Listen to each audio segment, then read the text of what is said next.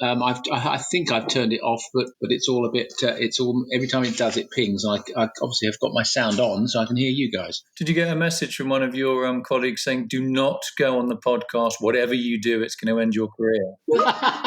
That's a good shout. Yeah. Did you hear that ping that just came up? I did. That was another warning. You can just turn the volume down, I guess. Well, no, then I won't be able to hear you. I get it. Okay. Italian Wine Podcast. Chin Chin with Italian wine people.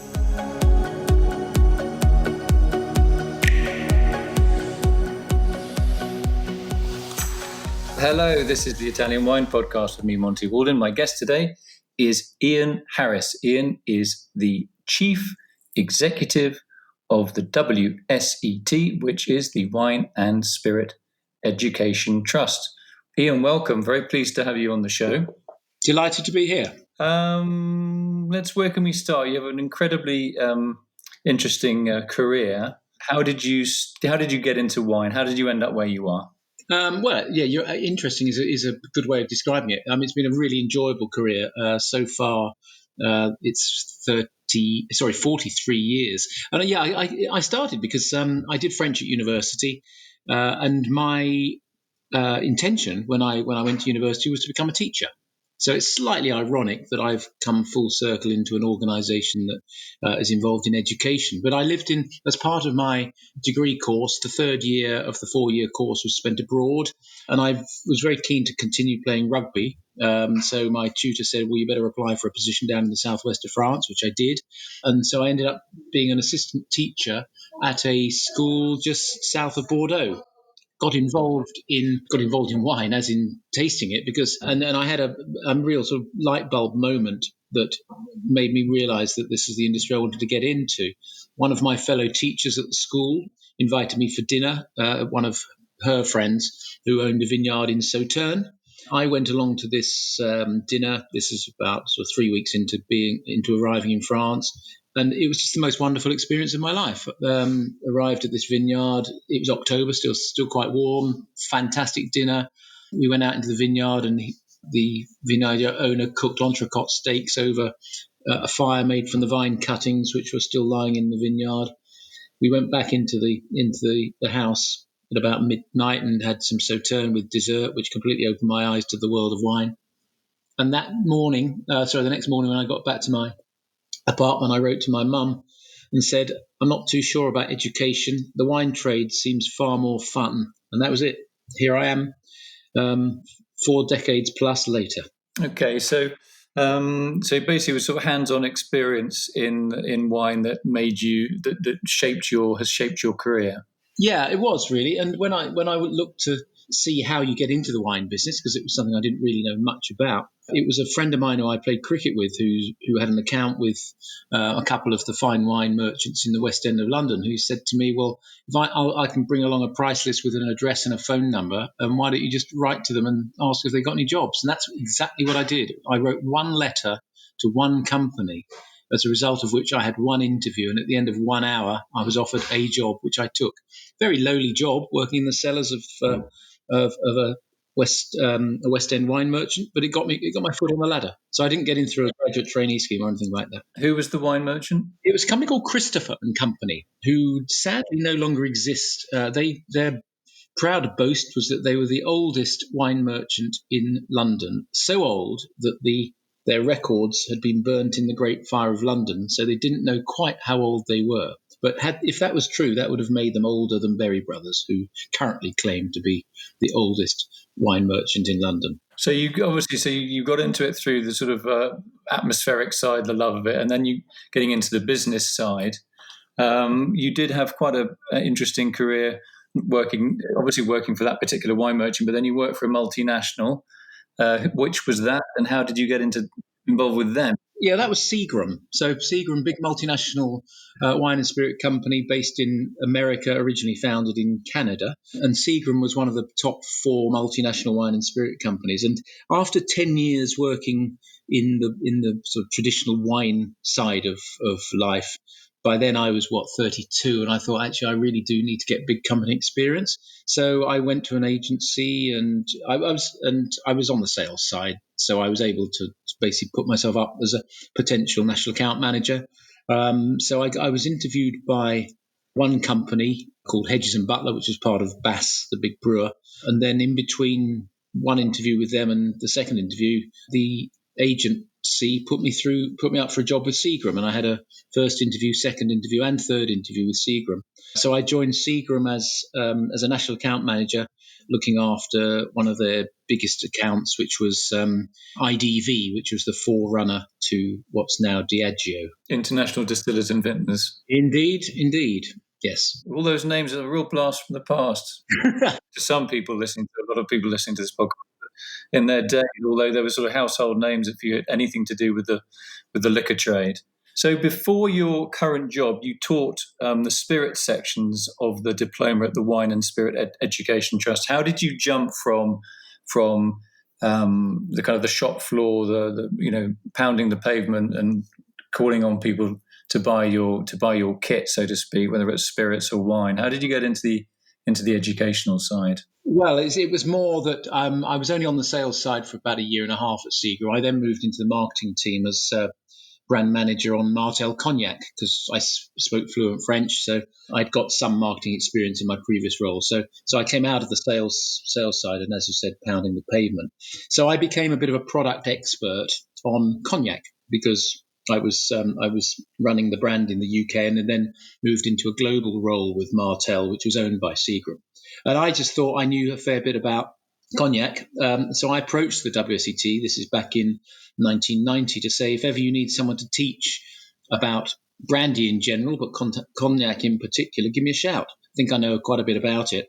And a couple of weeks later, I got a letter in those days back saying, we've got a vacancy for someone to teach about spirits on diploma. Would you be available to do it? So I did. So it was again a sort of fortuitous letter at the right time. So I started teaching the spirits side of the diploma from 1990, pretty much every year until Seagram was taken over in 2001, with the exception of the 2 years when I was working in France on the global Martell job. So it was a sort of natural fit, really, that I knew a lot about cognac, still do, and it was an opportunity for me to pass that on. And as I said to you at the very beginning, I originally wanted to be a teacher, so it came fairly naturally to me. I was one of your students, by the way. God, yeah. I've been waiting to let you know that. I thought, how long can I let him go before I? Well, I tell you what, Monty, the acid test is: did you pass? I did. Well, there you go. So that means I must have been a really good teacher. You were fantastic. Still remember your lectures. Oh, that's very kind of you to say so. And I'm glad you've only just told me that. Yeah. Okay. Okay. So, what was the next step then? Well, when Seagram was taken over by, ironically, Diageo, which was a company that I knew pretty well. So Seagram was taken over by Diageo and Pernod Ricard in 2001. I was a director of Seagram UK, and we were told very early on in the takeover process that Pernod Ricard UK, who were taking over our business unit, wouldn't require the services of many, indeed, if any, people from Seagram, and certainly not the directors. So I knew quite early on that I was going to be made redundant by the new owners of Seagram. So I started looking around to see what I should do. I was 46. All my friends in the business said, "Oh, you'll have no problem. You know, everybody knows you. You've got sales experience. You've got marketing experience. You'll just walk into another job." Well, the phone wasn't exactly ringing off the hook with job offers. And then I found out that the role of chief exec of the WSET was going to come up probably pretty much around the time that I was going to be made redundant. So I just started the ball rolling and started to talk to one of the board of trustees, because the WSET obviously is a charitable trust, and started the ball rolling. And I had an interview just before Christmas, so December 2001. Was offered the job in January 2002 and started in April 2002, which was pretty much the time that Seagram was being taken over. So again, all the stars aligned for me. That's a bit of a facet of my life. Always seem to be in the right place at the right time. Yeah, but you make your own luck. That's the trick. But did they see you both, obviously, as an excellent communicator? For whoever, whether you're communicating with salespeople or lesser members of the wine trade, just getting into their first job maybe and having to do the WSET exams, almost sort of under duress. But it was not just your communication skills; it was also your business skills. I would imagine that were sort of like a perfect fit for them. Don't be modest. Yeah, I mean, it's a very good question. I think the thing that clinched it, I think, for me and for the people who gave me this job, and it's the most wonderful job in the world, is that I am absolutely passionate about the power of education, both for people who work in the industry who want to better themselves, but also for the industry as a whole, because the more people understand about wines and spirits, whether they're consumers or the person selling it or promoting it at the point of sale, the more people understand about the wines and spirits which they're going to consume, the more they'll be prepared to pay, the more they'll be prepared to experiment. So my big soapbox when I joined the WSET, and the reason why they gave me the job in the first place, was that I felt I could convince the global industry about the value of education and treating education as an investment both in your people and also in your business. And one of the first things I did when I joined WSET was to undertake a study with a company called Unwins, who you will probably remember, Monty, sort of a high street off license chain. And we did a test with them really to show the value of education and how if you've got a WSET qualification when you're working at the front end of a wine shop, how you can actually trade people up and therefore put money on the bottom line. So that's really what my main mantra has been for the last 18 years since I took over. Okay, that's interesting what you're saying about Unwins, which was kind of, obviously people offshore won't have ever heard of them, but it wasn't the most famous of wine merchants or chains of wine merchants in the United Kingdom, which is a huge consumer of wine and has been for about eight or nine centuries. How exactly was that trial set up? What so that the way that you gauged exactly the uptick in sales because of the staff being more educated and probably more enthused? Yeah, I mean, what we did, we took 30 of their stores, and this was a joint initiative between us and Unwins. I knew the marketing director of Unwins, and at the time they were desperate for any sort of publicity because they were struggling. So we basically cooked up this idea. We took 30 of their stores, we cut them in half with demographics. So you had one store in a particular area with a particular demographic, and then another store in a different area but with a very, very similar demographic. And then what we did, so basically we took 30 stores, cut them in half, so 15 stores on one side of the paper, 15 on the other, both so with matching demographics. We then put one half of them through a WSET, just a level one, a foundation level wine program. The others we didn't, so we left them untrained. We measured EPOS data before and after the training had taken place. And there was a very significant uplift once people had just a basic induction into wine, that they were able to trade people up. I actually myself went into a couple of Unwin stores just to sort of test the water, even before we'd got the test in place. And I actually went into an Unwin store on the south coast of England, and the guy managed to trade me down, which is a pretty good achievement. I went in there saying I'd like to buy an Australian Shiraz, and I literally picked up a bottle of Aussie Shiraz at about $12.99. He should have said, "Thank you very much, sir. Give me your money. Wrap it up. Off you go." He said, "Oh no. We've got one on promotion at $7.99." So the manager managed to trade me down from an expensive bottle to a cheapish bottle. So that convinced me that there was a job to be done. But it was a piece of research that we did, and we still use it today. To be honest, it's still one of the best pieces of research to show that education adds value to your business. Okay, it's very interesting to hear that about the trading down. It's kind of, I don't know if that's kind of like a British kind of trait where I don't know why, but we are a little bit like that sometimes. But yeah, I mean, that's right. A little knowledge goes a long way. I mean, that's the other thing, that you don't need to be a master of wine to have enough knowledge to be able to convince somebody to spend a little bit more on a bottle of wine or a glass of wine.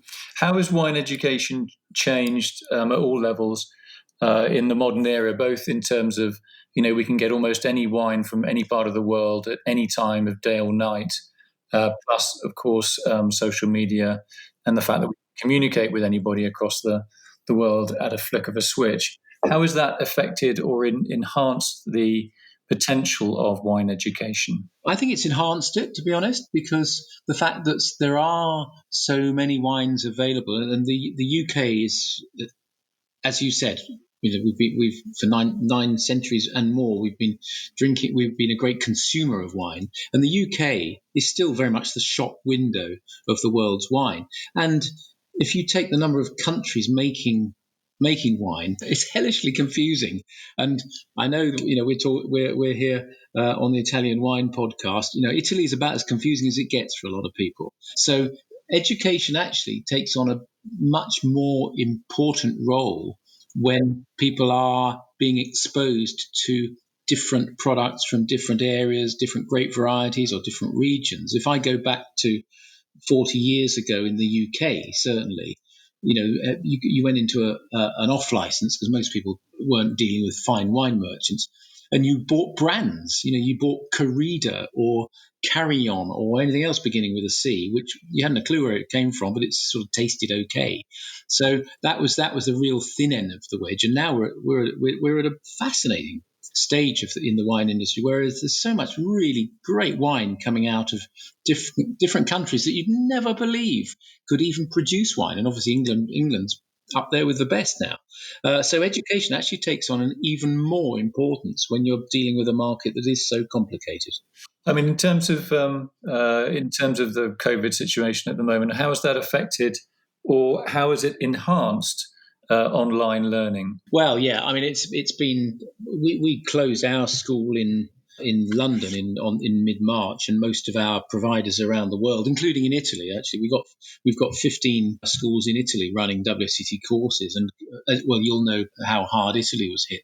So when the lockdown happened around the world, that really put the mockers on all classroom-based courses and indeed physical examinations. We already had an online educational offering, which was pretty good, but relatively small as a percentage of our business. But what we did when lockdown happened and our business really hit the floor with physical courses not taking place, was we fast-tracked what's called remote invigilation. So this is where you can do an exam now from the comfort of your own home on your own device, or on your own computer, or on your own phone. But because our qualifications are regulated, so they're in the UK framework of qualifications, there has to be an invigilation. You can't just do an online course, fill out the questions, press send, and 10 seconds later you get the result. We have to be assured that the person doing the exam is the person who is supposed to be doing it. So we fast-tracked a system called remote invigilation, which is where you're filmed completing the exam. This is on the multiple choice ones, and you have to set up your phone as a second camera to check that nobody's walking in the room, that you're not cheating, you haven't got an earphone in your ear with someone giving you the answers. So this is something that we fast-tracked. We were planning to introduce it later in 2020, but we fast-tracked it really because it was going to be the only game in town. So in May we introduced it, and it's still even now it's about 25% of the people doing a WSET qualification are doing their exam at home on their own device, with their exam being invigilated by this system called remote invigilation. And it will be a game changer for us going forward, particularly in countries like USA. And then we supplement. We've now got a complete end-to-end digital offering, so not just digital education and online examinations, but we've also just introduced ebooks 3 months ago. So you don't even have to get off your chair to answer the door for someone to deliver a book to you. So it's a complete end-to-end digital offering, and it really does open up lots of opportunity for us, particularly in countries like USA. When you go back to that time in Bordeaux where you sort of got the bug for the drinks industry, did you ever imagine you would end up being, the head of the most important wine education system on the planet? No, I didn't actually. And to be totally honest, when I joined the trade back in 1977 and did one of the first things that happened was my boss sent me on a WSET course, which I did and passed it, and then did the next one and passed it, and then did the diploma and at the second attempt passed it. I'm not sure I would have wanted to be the head of WSET in those days because it was pretty sleepy. It was very UK focused, entirely UK focused, and it was only really when I could see the potential for wine and spirit education that it suddenly dawned on me that actually this would be a wonderful job to get. But certainly no, not in those early days. I was thinking more, to be honest, when I was thinking about going to the wine business, of having my own business, doing a bit of import, export. But of course now I know that that's a fantastic way to lose a bucket load of money, because you know the classic phrase of how do you make a small fortune in the wine trade, start with a big fortune. So no, I had no thought that I might be heading up this wonderful organisation, which I now do. Yeah, your story about when you were a young lad and you went to Bordeaux. That's exactly how I started in the wine trade as well. So because my French was terrible, and I had a French lady who was my French teacher, and she basically said, "I don't want to see you next term." I was at boarding school. She said, "Don't come back unless you've spent time in France." And to cut a long story short, one of my mates who actually sat next to me in school, he said, "Well, listen, why don't you come down to Bordeaux, because my parents have links there," and I ended up getting a job with a courtier en vin, which is like a middleman. Oh yeah, that's right. Yeah, the Bordeaux industry wouldn't work without them, would it? And I was mowing lawns and doing all that sort of stuff, but I learned a lot. And when you talk about the power of education, my dad was a headmaster as well. I just think it's great that our industry has got this educational side to itself. I mean, a lot of members of the public love wine and they drink it every single day, obviously in moderation. But being able to pass on the right knowledge at the right time in the right way to a person who could become a lifelong shareholder, if you like, in Planet Wine, I just think is absolutely fantastic. I really do. I just the knowledge that you earn and that you gain is never ever wasted. I'm sure you'd agree with that. I would, yeah, and it's also it's a sort of socially acceptable thing to be able to talk about, isn't it? And I'm sure you get it, Monty, when you're meeting friends and they probably shove a glass in front of your nose and go on in, smart ass, what's that? So it's something that everybody wants to talk about it, and it is such a lovely subject, and it's also a subject that is changing on a daily, yearly basis. What changes do you think our industry will see in the next coming years, either at the production level or the education level or any kind of level? I think at the retail level, there's going to be more people buying wines online. I think that's a sort of 21st century trend, that people are going to look for knowledge online and they're going to buy online. The experiential of going to a restaurant or a wine, maybe even a wine merchant, to actually taste is still important. But the value of education, I don't think, diminishes. People want to know why they should pay, or why they're being asked to pay £20 for a bottle versus a bottle that's made from the same grape variety that's half the price. But I think there's going to be consolidation at the production level, certainly. So smaller producers will probably be looking to all get together. But there's always going to be the space for the little wine merchant who is really proactive and sells. The little wine producer that sells through the cellar door, which effectively is the way that online can happen without having to give big margins to multiple retailers. So I think the retail environment is going to change. Whether you believe in climate change or not, I certainly believe the world is getting warmer. That's going to have an effect on the world in terms of production. We've already seen it in England. I think there's going to be an element of survival of the fittest, though. As with anything, because of COVID, a lot of businesses that aren't sharp and aren't smart just might go out of business, because it's a very, very competitive market in the wine business, and the world is still producing more wine than it can drink. So that means it's a very, very competitive market. Yeah, it's interesting you talk about the production side. I also think the logistics side as well will change. I mean, partly also to do with climate change. I know wine obviously can last in bottle. It's not a perishable product in the sense of yogurt or anything like that, but I think we're seeing also hiccups in production cycles as well, in terms of bad weather. And so you're not always going to get the same brand every year, top growth or just an everyday one. But what for me, that's part of the fascination. Buying. I'm not going to mention any brands by name, but you buy one of these big brands, and the whole point is that it tastes the same year after year. Well, that's pretty boring, actually. I love the vintage variation or any variation that comes through a winemaker doing something a bit different with different blends.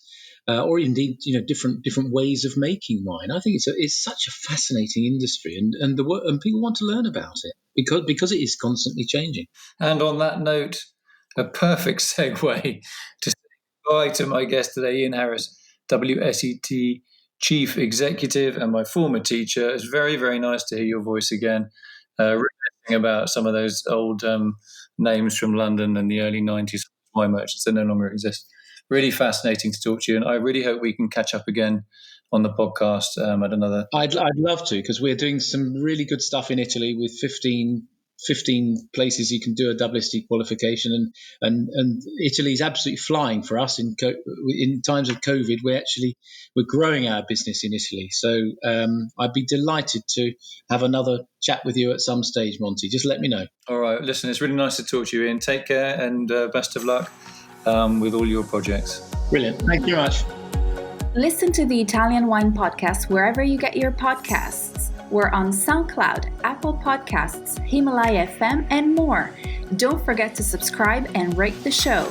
If you enjoy listening, please consider donating through ItalianWinePodcast.com. Any amount helps cover equipment, production, and publication costs. Until next time, chin chin.